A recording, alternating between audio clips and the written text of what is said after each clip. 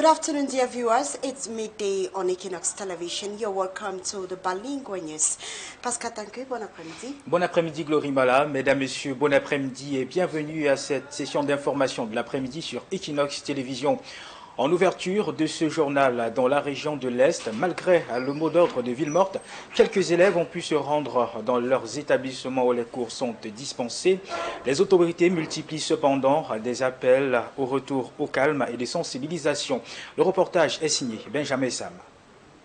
Dans les campus scolaires de Berthois, l'on a renoué avec l'ambiance des grands jours. Que ce soit dans le public et dans le privé, les cours ont été effectifs. Sur l'effectif de 3380 élèves qui sont inscrits pour le moment, nous avons dénombré jusqu'à 10h15 à l'heure de la petite pause 2001 qui était présent dans les salles de classe. Nous avons reçu près d'une centaine d'élèves sur près de 600 attendus. Moi, je crois qu'ils sont là. Et certains sont venus, certains parents sont venus eux-mêmes poser la question, est-ce qu'on doit envoyer les enfants à l'école? On ne répondait pas. Mes enseignants et moi étions là, on leur disait voilà les autres. Pour ceux des élèves qui hésitent encore, les chefs d'établissement ont envoyé des messages. Je dirais aux parents qu'ils envoient leurs enfants à l'école comme d'habitude, parce que tout est revenu à la normale. Dans l'ensemble du département, l'autorité administrative est sur le terrain. C'est le préfet du département de l'Homme et je suis venu causer avec vous. Histoire de rassurer les populations. C'est le cas à Berthois et Mandjou où la crise post-électorale a fait des dégâts importants. Le maire de la ville de Berthois a aussi sillonné les commerces, histoire d'inviter les commerçants à exercer normalement leurs activités. L'élection est passée, on a proclamé le vainqueur, le Cameroun doit continuer et Berthois doit continuer à se développer. Berthois et Mandjou peinent donc à se relever, mais l'autorité s'implique pour que la vie reprenne son cours normal. Et au lendemain de la réélection de Paul Biya, Yaoundé suit le temps. Le gouvernement dénonce, je cite, l'appel à l'insurrection, promet des poursuites exemplaires et met en garde la communauté internationale contre toute ingérence dans ce climat explosif. D'autres détails dans ce reportage que signent Kemazo Maltinda Osombar et Gladys Sidje Bambadian. Alors que les tensions post-électorales persistent, le gouvernement camerounais hausse le ton. Dans un communiqué, le ministre de la Communication, René-Emmanuel Sadi, condamne sans réserve les appels à l'insurrection, aux villes mortes et à la désobéissance civile qu'il estime de nature à mettre en péril la vie de la nation. Le porte-parole du gouvernement avertit que les auteurs de violences enregistrées dans plusieurs villes du pays seront traduits devant la justice, rappelant que les actes d'insurrection sont passibles de 10 à 20 ans de prison, selon le code pénal camerounais. À ce propos, le gouvernement rappelle que de tels faits constitutifs d'actes d'insurrection sont prévus et réprimés par l'article 116 nouveau du code pénal camerounais qui dispose ainsi qu'il suit. Impuni de l'emprisonnement de 10 à 20 ans, celui qui, dans un mouvement insurrectionnel, provoque, facilite le rassemblement des insurgés par quelque moyen que ce soit, empêche par quelque moyen que ce soit la convocation, la réunion ou l'exercice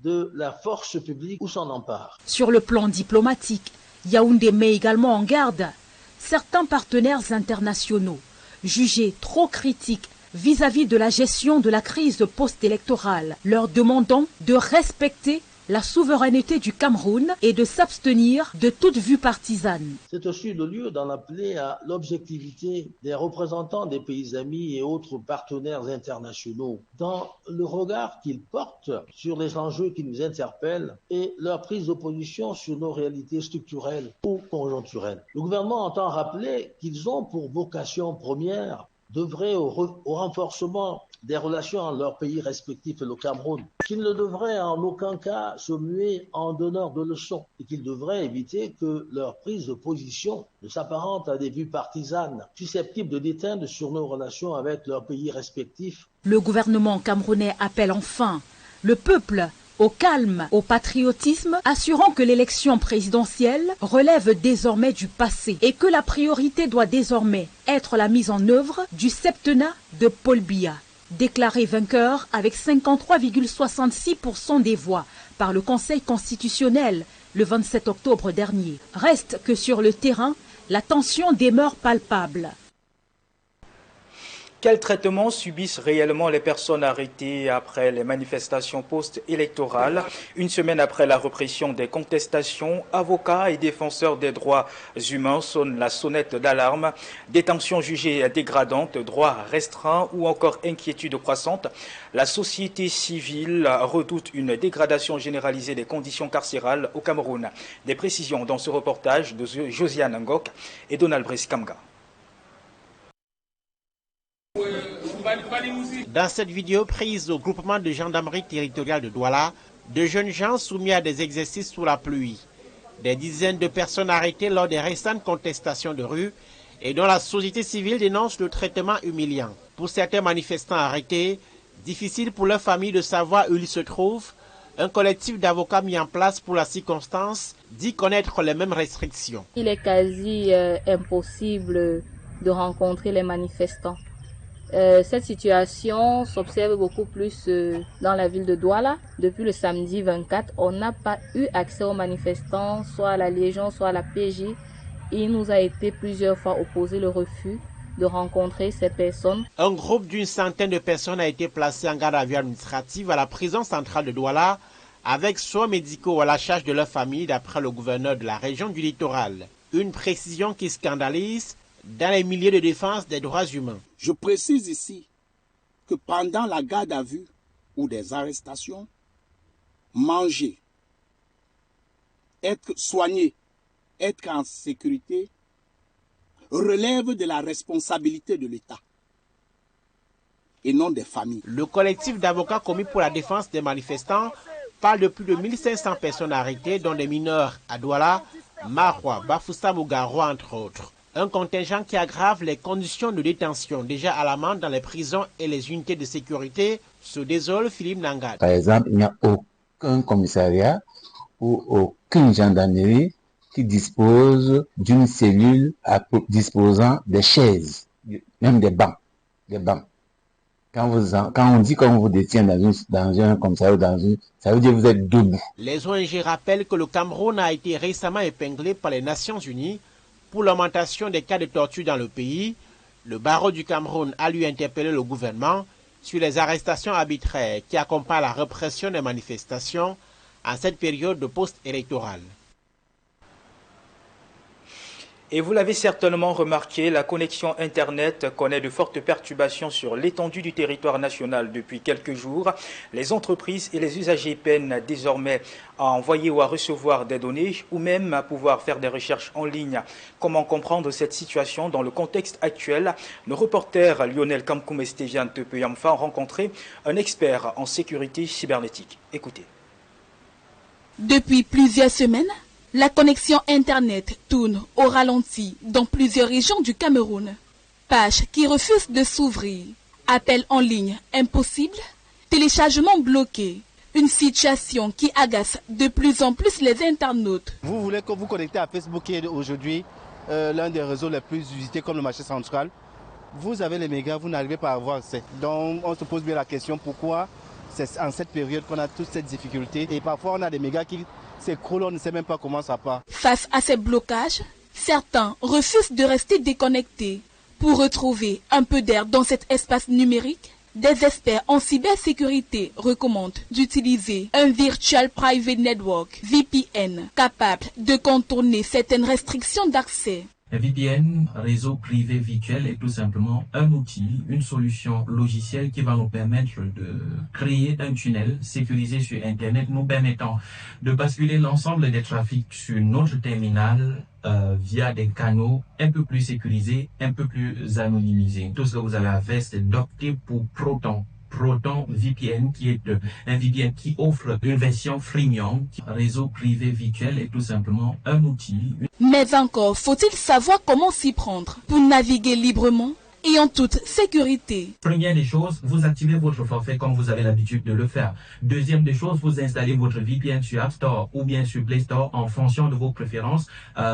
Troisième des choses, maintenant, vous l'activez. Si vous essayez de checker votre position géographique, vous allez voir que vous êtes peut-être localisé selon votre VPN, peut-être à Amsterdam, peut-être à Paris, en fonction de ce que vous allez choisir. En attendant un retour à la normale, nombreux sont les Camerounais qui adoptent déjà ces outils alternatifs pour rester connectés au monde.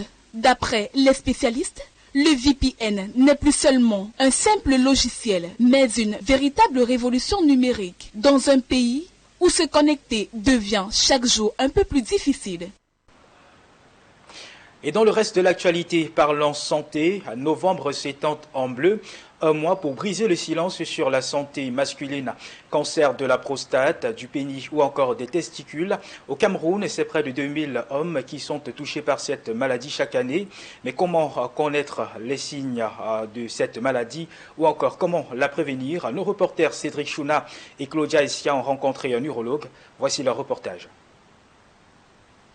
Roméo, la trentaine bien entamée, a décidé de franchir le pas pour un dépistage dans le cadre de la campagne Novembre bleu qui met l'accent sur la prévention des cancers masculins. Alors je suis venu pour déjà un contrôle concernant ma santé. Il faut dire que le mois de novembre est ce mois que nous consacrons à la sensibilisation et à l'information sur les cancers spécifiquement masculins.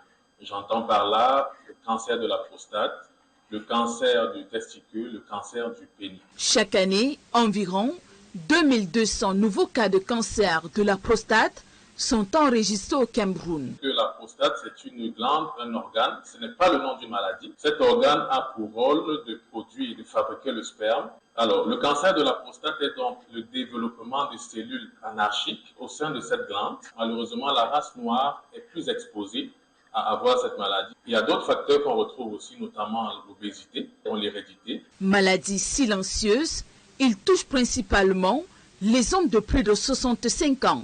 Plusieurs signes peuvent toutefois annoncer son développement. On a d'abord un patient qui a des difficultés à uriner. Il peut pousser, il peut solliciter de pousser sur l'abdomen pour évacuer les urines. Il peut constater que le jet des urines, dont la pression des urines n'est plus assez forte. Il peut constater qu'il se réveille plusieurs fois la nuit pour aller faire pipi. Il y a d'autres signes comme le sang dans les urines, le sang dans le sperme, dont lors de l'éjaculation. Une alimentation équilibrée associée à une activité physique régulière contribue à réduire le risque de développer ce cancer. Il faudrait quand même lutter contre l'obésité. Mais malheureusement, nous ne pouvons pas lutter contre des facteurs comme l'âge, comme l'hérédité, comme la race. Les professionnels de la santé rappellent l'importance du dépistage précoce et de la prévention. C'est tout pour la première partie de ce journal. La seconde en langue anglaise avec vous, Glory Mala. Good afternoon.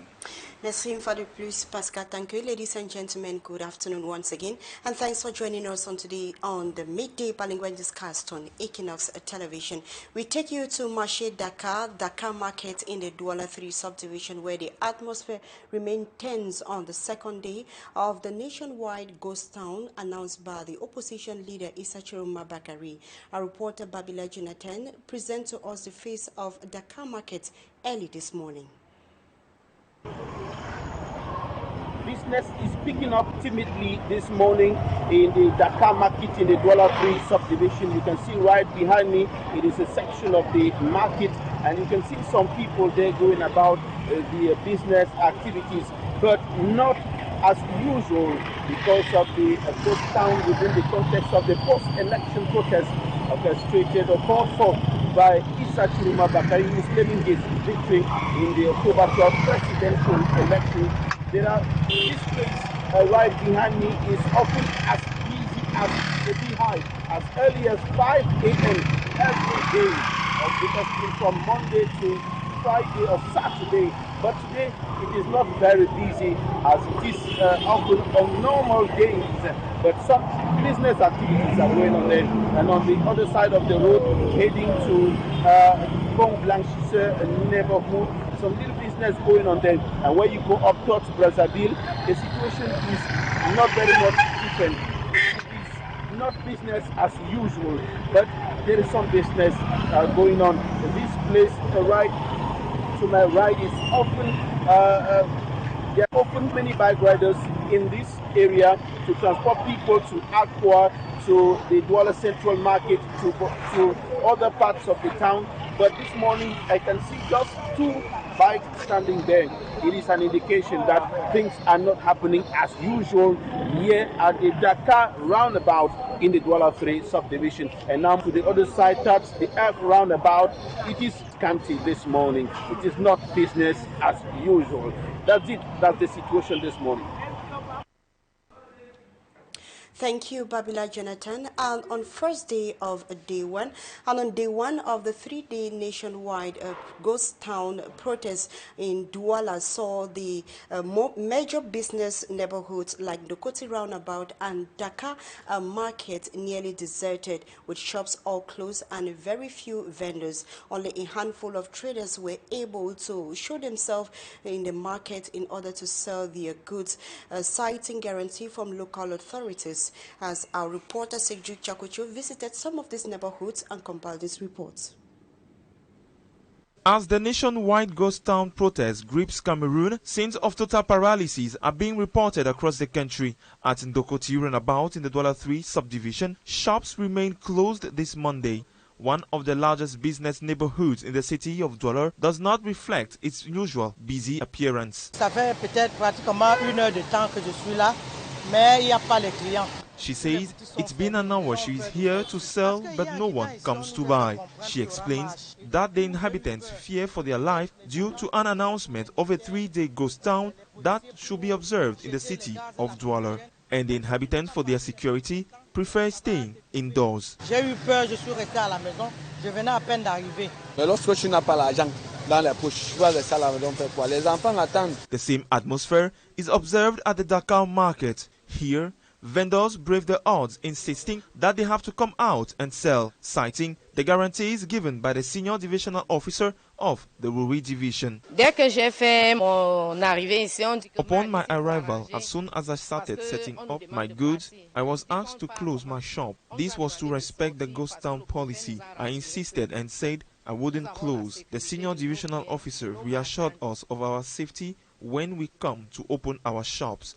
So why should I close? Je n'ai pas trop tenu compte de ça parce que je sais que la ville morte n'existe pas dans mon pays. Je suis dans un pays de paix. In Bonaberi, busy areas like Granga, Carrefour Musiques or Marché de Rai were nearly deserted. Shops remained shuttered, roadside vendors absent. When I open my shop in the morning, people come and tell me I should lock my shop, that we have to take these ghost towns, and besides that, the people that were coming and treating me, so I better close my shop. No, now my goods are inside and some of them are getting bad. So I don't have no other choice than to obey the people's voice. Difficult these days. We are going out, we have been going out, coming in and going out. There's no way moving.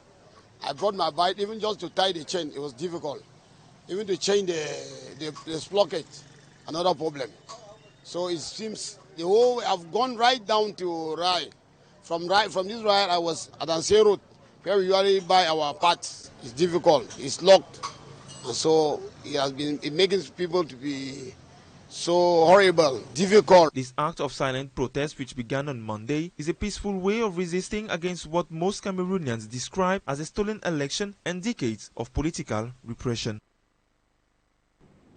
And despite calls from local authorities for Cameroonians to boycott the nationwide ghost town, several localities across the national territory remain ghosted. And our reporter Magic Angebe tells us that business activities were greatly affected in several parts of Cameroon yesterday. His report.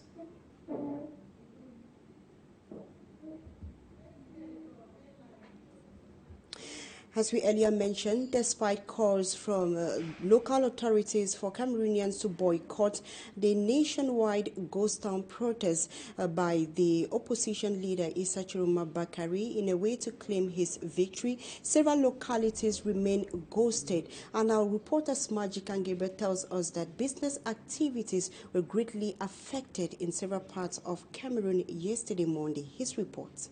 A truck driver sleeps in the middle of the road. We are on the National Road number 5, where circulation was paralyzed this Monday as all trucks that were supposed to move to other localities decided not to move because of the current situation in the country. In the Far North region, all stores at the main market in Marwa remained locked without any business operator spotted around. It is a similar scenario that we met at the Vele market found in the Mayo-Danai division of the Far North region. If in Marwa no soul was spotted in Vele, some people came out but still couldn't open their stores. In the Adamawa region, the Ngaundal market was also void of business people as well as buyers. The whole market was ghosted. Though the Betua Regional Assembly placed a bus for the facilitation of movement within the town, it did not help, as at the main market in Betua, no single person was seen. Apart from the market, main streets were also deserted by people, with Babajo completely left empty. No bike nor private vehicles were seen on the streets. Most persons are now requesting for a peaceful negotiation to end the ghost town which is affecting inhabitants in Cameroon. And political leaders have praised Archbishop Samuel Kleda for condemning the violence against the rights of Cameroonians to choose their leader. His statement on the post-election protest is seen as a great step for change in Cameroon. More details with Babila Jonathan. Organise pas une élection pour tuer les citoyens. An election is not organized to kill citizens. On ne gouverne pas un peuple avec les armes. A country is not governed with guns. Aucun gouvernement au monde. The Archbishop of the Douala Metropolitan Archdiocese of the Roman Catholic Church, His Grace Samuel Kleda, laments over the post-election violence and the destructive and deadly consequences of the protest that erupted after the Constitutional Council proclaimed President Paul Biya winner of the October 12, 2025 presidential election. Ils viennent ici traduire toute la frustration de l'immense majorité des populations. The mayor of Lum, Guy Mesmin Kouyaté, says the Archbishop expressed the frustration of majority of Cameroonians over what is perceived as the impossibility of change through the ballot box, the confiscation of freedoms, and the people's sovereign right to choose their leader. Monseigneur Kleda a à maintes reprises tiré la sonnette d'alarme. He goes further to underscore the fact that His Grace Samuel Kleda has always spoken about the plight of Cameroonians and the fact that justice is indispensable to guarantee peace in a nation. Les Camerounais ont longuement accumulé les frustrations. La sortie de Monseigneur Kleda à ce titre-là est donc à saluer. Elle est une sortie grave, une sortie solennelle. Steve Amara, campaign manager of candidate Hiram Samuel Iyodi, qualifies the statement of His Grace Samuel Kleda as a solemn call to reflection on what Cameroon needs to build a nation where social justice and shared prosperity thrive. And civil society members and human rights actors frown at what the term first-degree torture meted on young persons arrested during the post-election unrest at the gendarmerie posts and police stations in Cameroon. They also criticized the statement made by the governor of the Littoral region that parents would pay the bills of their children who were injured and arrested during the protests nationwide. More details with Innocent Aze. In this video taken at the Douala Territorial Gendarmerie headquarters, young people who were arrested during the post-election protest are subjected to punishment exercises in the rain. Such maltreatment meted on protesters has been condemned by members of the civil society. For some of the arrested protesters, it is hard for their families to know their whereabouts. A group of lawyers formed for this purpose reports experiencing the same restrictions. Nous savons bien que quand on est arrêté, the first thing to do when someone is arrested is to inform their family and give them the right to visit. This is not the case in Cameroon. We regret that some of the arrested persons are incarcerated with injuries and unstable health conditions, a poor image given to Cameroon. Voilà l'image qu'on donne de notre pays en matière de droits de l'homme. For the past week, police stations, gendarmerie units, and the judicial police have been holding persons arrested. A group of about 100 people has been placed in administrative detention at the Douala Central Prison, with medical care to be paid for by their families, according to the governor of the Littoral region. A detail that has outraged human rights organizations. Nous avons été scandalisés. The governor's statement is outrageous. Remember that Cameroon has ratified international conventions on the respect of human rights at all levels. This means that persons arrested must be fed and treated when sick. Cameroon has to respect all these, but hearing a governor make such a statement that their bills will be paid by their families is in gross violation of international conventions Cameroon ratified. It is shameful. Pour le Cameroun, même à l'échelle international. The College of Lawyers, formed to defend the demonstrators, reports that more than 1,500 people have been arrested, including minors in Douala, Marwa, Bafoussam and Garoua, among other places. This influx exacerbates the already alarming conditions of detention in prisons and security units. Nous avons toujours déploré une chose. Our gendarmerie units and police stations do not provide appropriate detention facilities as recommended by international instruments ratified by Cameroon. No chairs and beds are found in the detention facilities in our country. It is first-degree torture served to inmates in already overcrowded prisons. Ce n'est même pas inimaginable. Non-governmental organizations point out that Cameroon was recently criticized by the United Nations for the increase in torture cases in the country. The Cameroon Bar Association has also called on the government to address the arbitrary arrests that have accompanied the repression of demonstrations in this post-election period. And that is how you saw it on today's edition of the Midday Bilingual Newscast on Équinoxe Television. Thank you so much for your very kind attention, and do not go away for more interesting programs comes up next. Till tomorrow, see you and God bless you. Pascal, bonne journée à vous. Très bonne journée à vous, Glory Mala. Mesdames, Messieurs, merci de nous avoir suivis et restez en compagnie des programmes d'Équinoxe Télévision. Très bonne journée à vous.